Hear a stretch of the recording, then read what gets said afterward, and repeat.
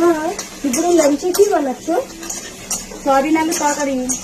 ও, soybean আলুর তরকারি, এটা তো আমার ফেভারিট। এক সেকেন্ড, সয়াবিন আলুর তরকারিটা আমার ফেভারিট, আমি খেয়ে নেবো, কিন্তু ভাইয়ের তো এটা ভালো লাগে না। ভাই কি দিয়ে খাবে? ভাইয়ের আলাদা রান্না করতে হবে, কারণ আমাকে তো তোমাদের 3 জনের জন্য 3 পদ রান্না করতে হয়। তোমার এক হয়, তোমার ভাইয়ের এক হয়, তোমার পাপার এক হয়। আমি তো নিজেরটাই করতে ভুলে যাই।